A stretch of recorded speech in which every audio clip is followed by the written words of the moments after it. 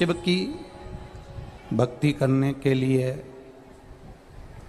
आप और हम यहाँ पर विराजमान हुए हैं। श्रावण का महीना है और भगवान नारायण से,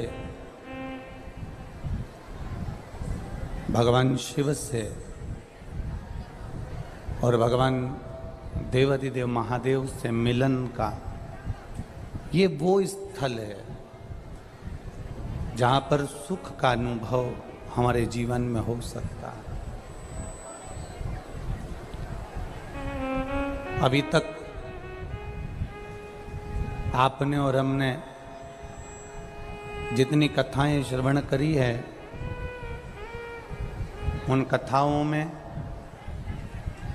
ये भूमि ब्रह्मा, विष्णु और महेश, क्योंकि यहाँ पर जो 3 झील हैं, 3 सरोवर जो यहाँ पर हैं, वो ब्रह्मा, विष्णु और महेश, इन तीनों की उपस्थिति को दर्शाते हैं। इन तीनों की उपस्थिति का दर्शन कराते हैं। अब हमें परमात्मा को खोजना है कि परमात्मा मिले कैसे।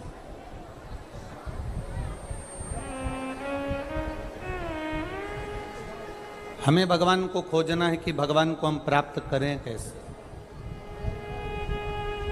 देखिए,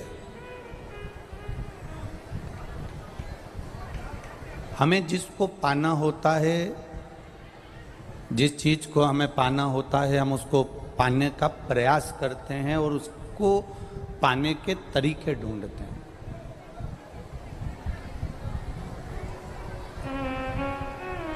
हम उसको पाने के लिए कुछ ना कुछ तरीका ढूंढा करते हैं कि वो हमको मिल जाए जिसकी हमें चाह है। अगर व्यक्ति एक गाड़ी लेना चाहता है तो वो ये विचार करता है कि मुझे ये गाड़ी मिलेगी कैसे, मैं उसको प्राप्त कैसे कर सकूं, मैं क्या करूं कि ये गाड़ी मुझे प्राप्त हो जाए।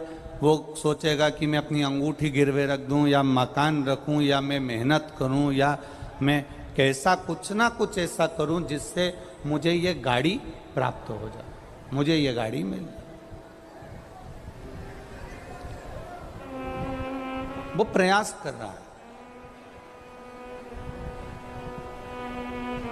बहुत ध्यान देना कथा पर।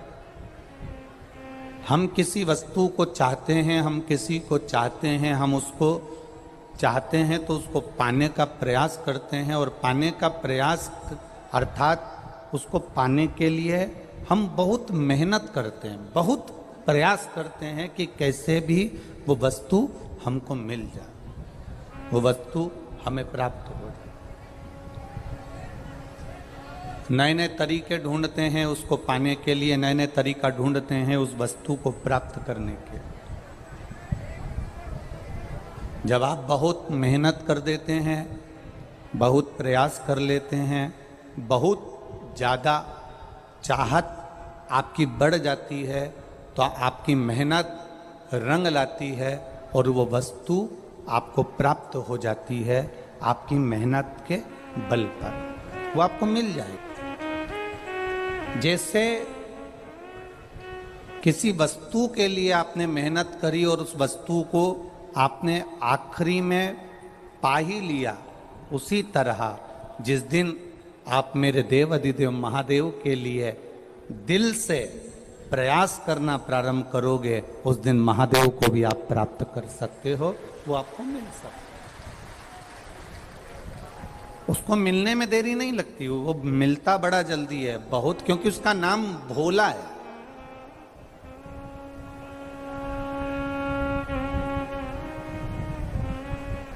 उसका नाम ही भोला है। वो जितना सरल है, वो जितना सहज है, वो उसको दुनिया के लोगों ने भले थोड़ा थोड़ा कठोर बता दिया, थोड़ा सा कह दिया ये तो रुद्र है, ये तो क्रोध है, ये तो गुस्सा आता है, तो कोई ने कह दिया कि भगवान शंकर अकेले ही नहीं, शंकर भगवान के जितने रुद्र अवतार हैं, चाहे वो हनुमान जी हो, काल भैरव हो, चाहे वो नंदी हो, भृंगी हो, आदि कादिक जितने भी हैं, कमल हो, बगला मुख हो, जितने भी भगवान के रूप हैं, दुनिया के लोगों ने डराया हमको, दुनिया के लोगों ने डराने का प्रयास करा हमको कि भगवान ये देखो हनुमान जी के मंदिर स्त्री नहीं जा सकती, हनुमान जी के मंदिर में नारी प्रवेश नहीं कर सकती, हनुमान जी के मंदिर में स्त्री दर्शन नहीं कर सकती, शंकर जी के मंदिर में नारी अंदर प्रवेश नहीं कर सकती, शिव जी के मंदिर में कोई स्त्री जा नहीं सकती, शंकर भगवान, भैरव भगवान के भैरव जी तो तंत्र मंत्र के देवता हैं, इनका उपासना नारी नहीं कर सकती, हनुमान जी हैं तो इनकी उपासना नारी नहीं कर सकती। ये लोगों ने भ्रम फैलाया। ये जो था ये हमारे सनातन धर्म के जितने विरोधी होते हैं,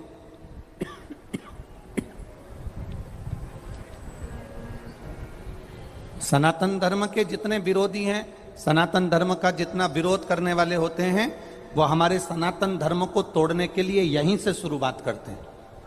क्या शुरुआत करते हैं कि तुम मंदिर मत जाना, स्त्री मंदिर नहीं जाए, हनुमान जी के दर्शन मत करना, शंकर जी के मंदिर मत जाना, भैरव जी के मंदिर मत जाना, इनके मंदिर मत जाना, उनके मंदिर मत जाना, वहां जाने से ऐसा हो जाता है, भगवान को जल चढ़ाने से वैसा हो जाएगा, तो हनुमान जी का दर्शन करने से ऐसा हो जाएगा। ये हमारे सनातन धर्म के जो पूर्व से विरोधी चले आ रहे हैं, वो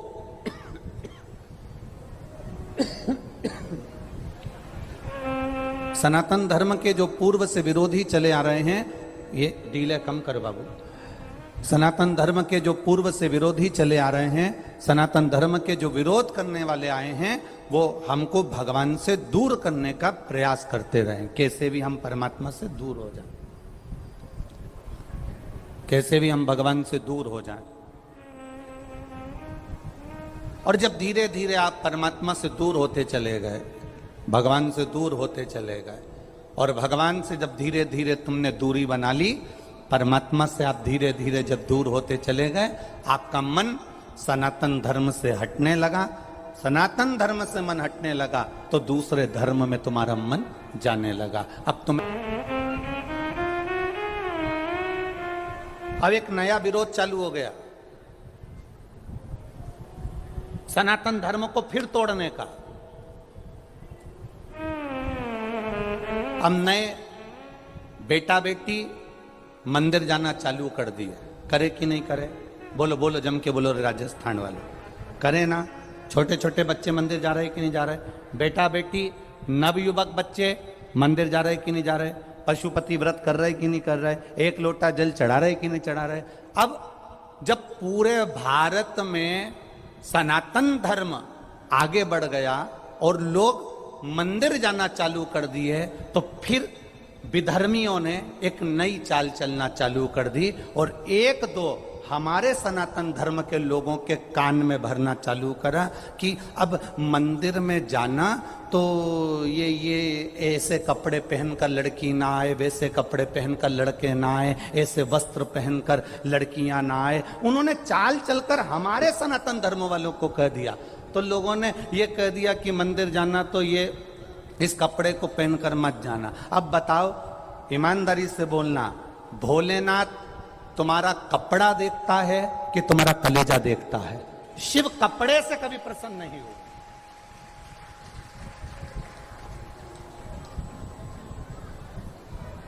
अब फिर भी धर्मियों ने चाल चली कि कैसे भी नवयुवक लोगों को मंदिर जाने से रोकना है, तो एक काम करो, ऐसा कह दो कि मंदिर में प्रवेश करना तो ये वस्त्र पहनकर प्रवेश मत करना, तो जिससे नवयुवक बेटा बेटी मंदिर जाना धीरे धीरे कम कर देंगे। बूढ़े बूढ़े लोग ब्रह्मा जी का मंदिर दर्शन करने अंदर जाएंगे और जवान जवान बच्चे कह देंगे हम तो जीन्स पहने, हम तो टी शर्ट पहने, हम नहीं जा रहे, मम्मी तुम दर्शन करके आ जाओ। और ये बाहर बैठ के आराम से चाय पियेंगे, मंदिर के अंदर भी ये पाँव नहीं रखेंगे, और धीरे धीरे फिर भी धर्मियों की चाल पूरी सफल हो जाएगी और तुम्हें मंदिर से दूर कर दिया जाएगा और फिर इनको दूसरे धर्म में भेज दिया जाएगा। ये बड़ी बड़ी चालें, छोटी मोटी नहीं है। और हमारा व्यक्ति हमारा होकर इस चाल को नहीं समझ पाता और उन्होंने कह दिया हमारे मंदिर में साहब ये कपड़े पहनकर मत आना, तुम ये मंदिर में वस्त्र ये वाला पहनकर मत आना। भगवान कपड़े से कभी प्रसन्न नहीं हुआ।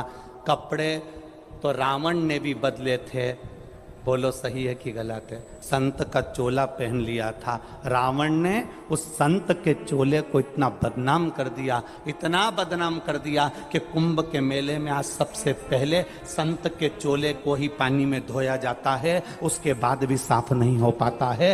वस्त्र से कभी परमात्मा प्रसन्न नहीं होता, कपड़े से कभी भगवान प्रसन्न नहीं होता। अगर मेरा भगवान, मेरा भोलेनाथ प्रसन्न होता है तो निर्मल मन सो मोहि पावा, मोहि छल छिद्र कपट ना भावा। ये आपके नूतन हृदय से परमात्मा की प्रसन्नता है।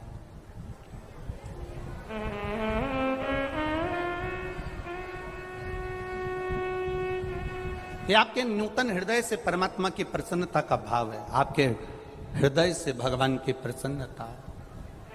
भगवान को ना तुम्हारा वस्त्र देखता है, ना भगवान तुम्हारी दौलत देखता है, ना भगवान तुम्हारा धन देखता है, ना भगवान तुम्हारा वैभव देखता है। भगवान अगर देखता है तो केवल तुम्हारे मन में जो भोलापन है, तुम्हारे मन में जो श्रद्धा समाई है, तुम्हारे मन में जो विश्वास जागृत हुआ है परमात्मा के प्रति, परमात्मा केवल वही देखता है। उसके सिवाय भगवान कुछ नहीं देखता। भगवान देखता ही नहीं है।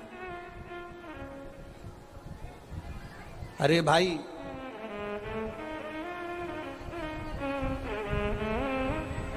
एक से बढ़कर एक कपड़े की दुकान पर, शोरूम में पुतले पहने रहते हैं। बोलो पहनते कि नहीं पहनते? एक से बढ़कर एक कपड़े की दुकान में, शोरूम में पुतले पहनते हैं। तो क्या पुतले को भगवान मिल जाता है? अगर कपड़े बदलने से परमात्मा मिलता होता तो शोरूम में जो पुतले होते हैं उनके रोज कपड़े बदले जाते हैं तो भगवान उनको मिल जाता। पर कपड़े बदलने से नहीं, भगवान तुम्हारा भजन करने से तुम्हारे सम्मुख में आकर प्रकट हो जाता है, तुम्हारे सामने आ जाता है। उसको कपड़े से मतलब नहीं रहता। भगवान को पाने का तरीका ढूंढो।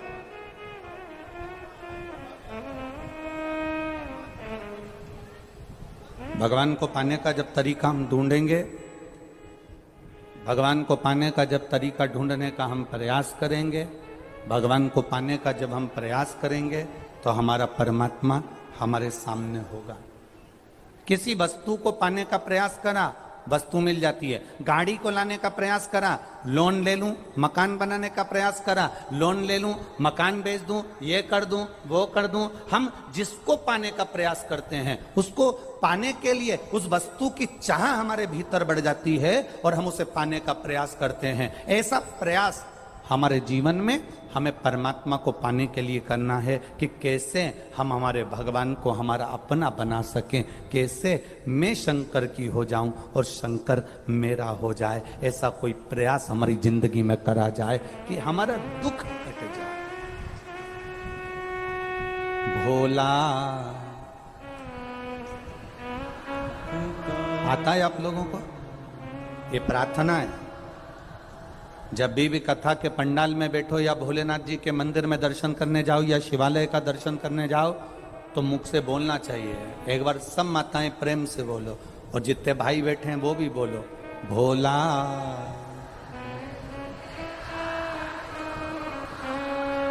ओ भोला सब दुख काटो, शिव शंकर जप तेरी भोले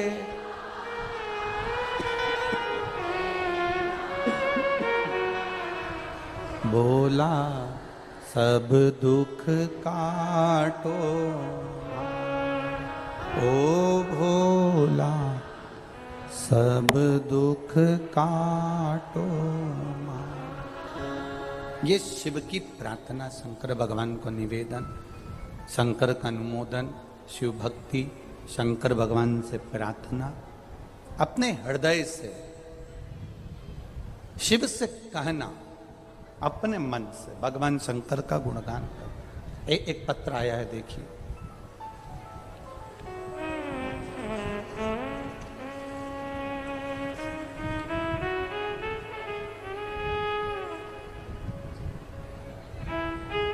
मैं जगदीश प्रसाद सेन, पुत्र गेंदालाल जी सेन, उम्र 67 वर्ष। कहीं बैठे हैं गेंदालाल जी?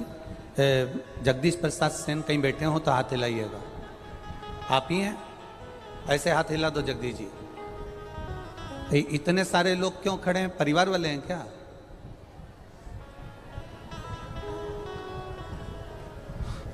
एलईडी नहीं आ रही है। जगदीश जी सेन कौन है? आप ही हैं? अच्छा अच्छा, ऐसे हाथ हिला दो। हाँ, ऐसे हाथ हिला। एक बार वापिस हाथ हिला दीजिए। शंभु शरण मांगू घड़ी घड़ी का दया कर। इतने लोग बैठे हैं, आप लोगों से हमारा कोई बार बार मिलना नहीं हुआ। ये पत्र आप लोग जो भेज देते हैं उसको हम पढ़ लेते हैं, उसमें आप अपना अनुभव हमको लिख कर भेज देते हैं। हमारा और आपका मिलना नहीं हुआ, हमारा और आपका कोई मिलना हुआ नहीं, पर आप लोगों ने जो टीवी चैनल के माध्यम से, आप लोगों ने जो भगवान की अविरल भक्ति, जो शिव को साक्षी मानकर करी है, उस अविरल भक्ति का फल खाली नहीं जाता, मिलता जरूर है।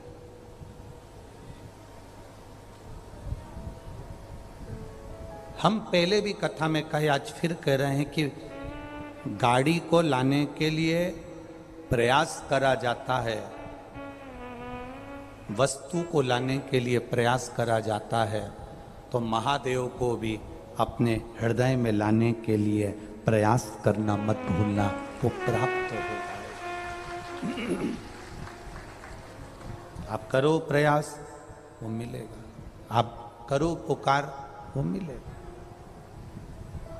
खाली ना जाता कोई दर से तुम्हारे, खाली ना जाता कोई दर से तुम्हारे, मैं भी खड़ा हूँ नन्ही बाहें पसारे, अपने हृदय से लगा लो, लगा लो, गिरा जा रहा हूँ, उठा लो, प्रभु अपने दर से अब तो लगा लो, गिरा जा रहा हूँ, उठा लो, उठा। भगवान से आप जो दिल से कहें वो दिल से सुनता है। ब्रह्मा जी का सिर कट गया था, काल भैरव को भगवान शंकर ने प्रकट कर दिया था, और काल भैरव ने जाकर ब्रह्मा जी को अपने हाथ की उंगली का नख तोड़कर उनका शीश काट दिया था। काल भैरव, जब काल भैरव ने शीश काट दिया, शीश कट गया,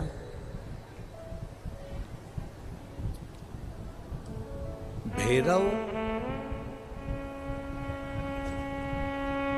काल भैरव का आदर, सम्मान, सत्कार सभी देवताओं ने किया।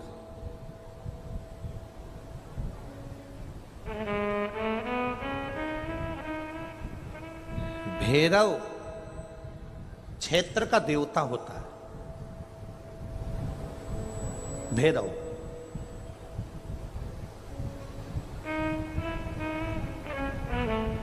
64 तरह के भैरव होते हैं। कितने तरह के? 64।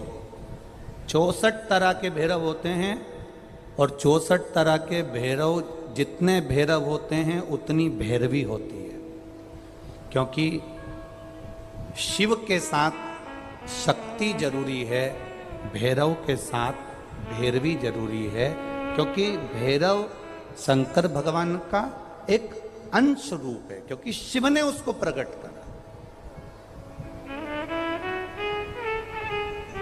हाँ, दुनिया के लोग भले भैरव जी को बदनाम करने में लगे, ये तो शुरू से चला आ रहा है। भैरव जी को कोई बीड़ी पिला देता है, कोई सिगरेट पिला देता है, कोई कह देता है कि भैरव बाबा को तो बीड़ी दे दो, भैरव बाबा को तो सिगरेट दे दो। ये ढोंग और प्रपंच मेरे शंकर की कथा में नहीं है।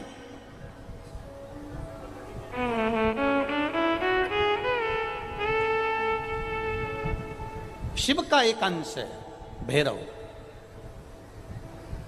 काल भैरव जो प्रकट हुआ वो शंकर भगवान का एक अंश है।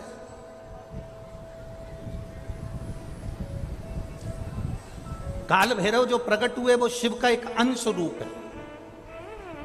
और काल भैरव जब प्रकट हुए, सारे देवताओं ने उनका आदर करा, इंद्र ने उनका सम्मान करा, इंद्र उनकी सेवा में लगे, वायु देव, गरुण देव, वरुण देव, जितने भी देवता हैं सब ने उनका आदर करा।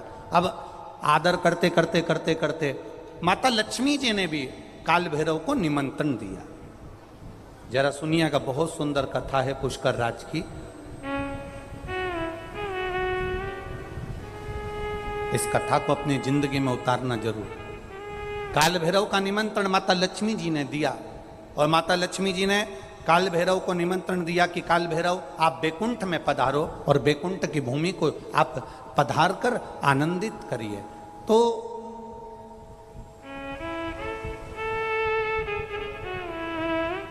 काल भैरव का काम क्या है? काल भैरव का कार्य क्या है? ये यहाँ राजस्थान की भूमि पर तो वैसे भी भैरू जी के मंदिर बहुत है। बोलो सही है कि गलत है? और पूरी दुनिया में जितनी भी, पूरी भारत की भूमि पर दुनिया के लोग कहीं पर भी लें, कहीं पर भी रहें, पर भैरू पूजने के लिए हमारे राजस्थान में आते जरूर हैं। भले वो कभी भी आए, पर राजस्थान में आकर भैरू पूज कर जाते ही हैं।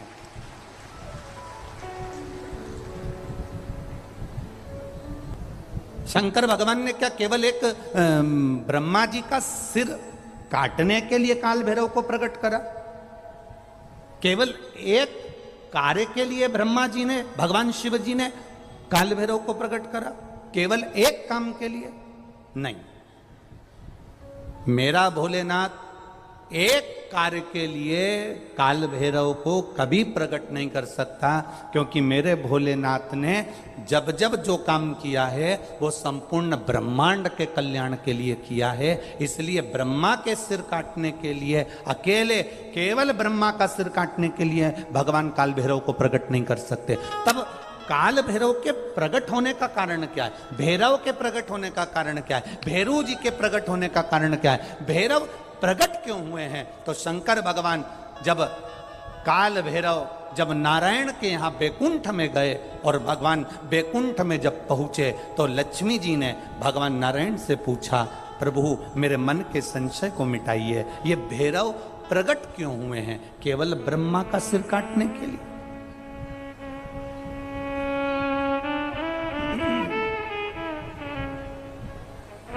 क्या ये ब्रह्मा जी का सिर काटने के लिए प्रकट हुए?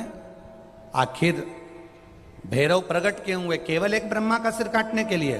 भगवान विष्णु ने कहा नहीं, केवल ब्रह्मा का सिर काटने के लिए काल भैरव नहीं प्रकटे। लक्ष्मी सुनो, आज मैं तुम्हें सुनाता हूं काल भैरव भगवान शंकर ने क्यों प्रकट करा। उसका कारण केवल एक है।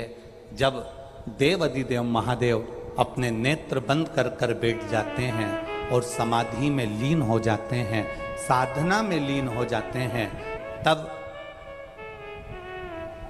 काल भैरव का दायित्व बढ़ जाता है, भैरव का दायित्व बढ़ जाता है। और भैरव का क्या दायित्व बढ़ता है?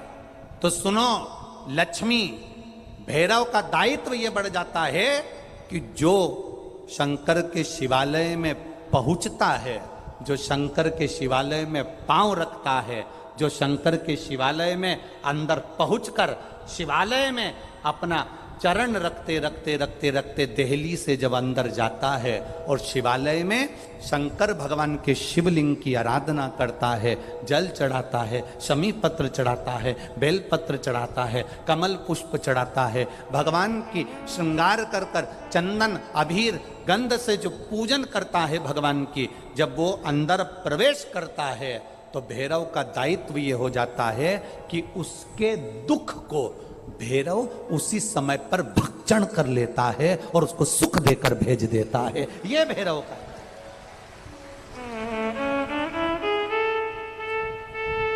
ये दुनिया के जितने लोग जहां जहां रह रहे हो,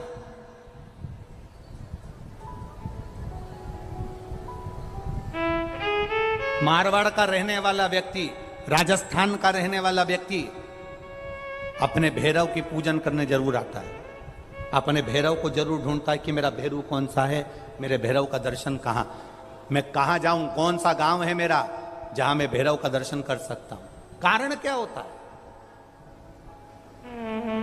कारण क्या? लक्ष्मी। तो लक्ष्मी जी के मन में एक प्रश्न खड़ा हो गया, शिव जी के मंदिर में तो कहीं भैरव का दर्शन ही नहीं होता। आपके यहां पर शंकर जी के मंदिर हैं, आपको भैरव का दर्शन हुआ है कहीं? शिव जी के मंदिर में भैरव का दर्शन होता ही नहीं है।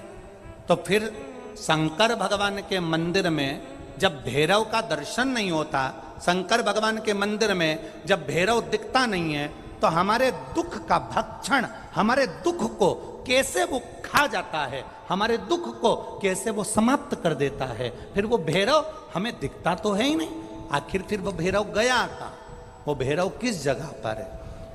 भगवान नारायण ने लक्ष्मी से कहा, सुनो लक्ष्मी, भगवान शंकर के दरवाजे के दो द्वारपाल हैं, मणिभद्र वीरभद्र। दरवाजे के, भगवान शंकर के दरवाजे के दो द्वारपाल हैं। और सुनो लक्ष्मी, वो दो द्वारपाल भगवान शंकर के दरवाजे के हैं। भैरव को शंकर भगवान ने अपनी ऊपर की चौखट का मध्य भाग काल भैरव को दिया है। जिस समय भक्त भगवान को एक लोटा जल चढ़ाने के लिए मंदिर में गर्भगृह में प्रवेश करता है, जिस समय एक लोटा जल चढ़ाने के लिए भक्त, शंकर का ओघड़ी का भक्त जब मंदिर के अंदर शिवालय में प्रवेश करता है, तो वो चौखट की जो छाया होती है वो भक्त के सिर पर पड़ती है। जब वो जल लेकर अंदर प्रवेश करता है, उसके जीवन में जो दुख होता है वो काल भैरव ऊपर की ऊपर खींच लेता है और उसको भक्ष कर जाता है। ये भैरव का तत्व है।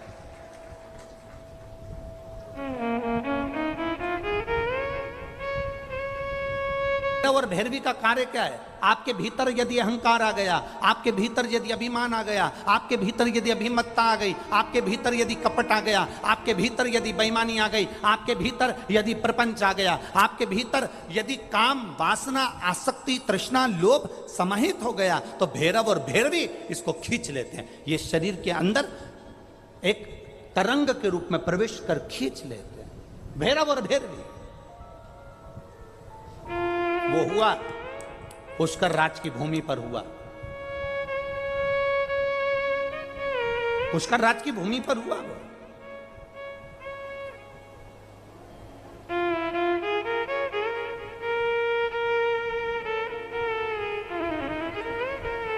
नारायण ने भैरव जी का सम्मान करा, आदर करा, सत्कार करा। लक्ष्मी जी ने भैरव जी को भोजन कराया, सुंदर पकवान बनाकर खिलाया।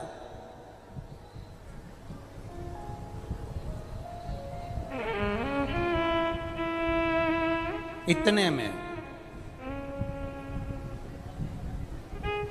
ब्रह्मा जी के ठहाका लगाने की आवाज बैकुंठ में पहुंच गई। ब्रह्मा जी के हंसने की आवाज बैकुंठ धाम तक पहुंच गई। ब्रह्मा जी के मुस्कुराने की आवाज, हंसने की आवाज बैकुंठ धाम तक पहुंच गई। और जब बैकुंठ धाम में काल भैरव भोजन कर रहे थे, ब्रह्मा जी के ठहाका लगाने की आवाज पहुंची तो लक्ष्मी जी तुरंत उसी समय पर नारायण के पास जाकर पूछती हैं, क्या बात है, कौन हंस रहा है? तो कहा, ब्रह्मलोक में ब्रह्मा जी हंसे हैं। उसका हंसने का कारण क्या है?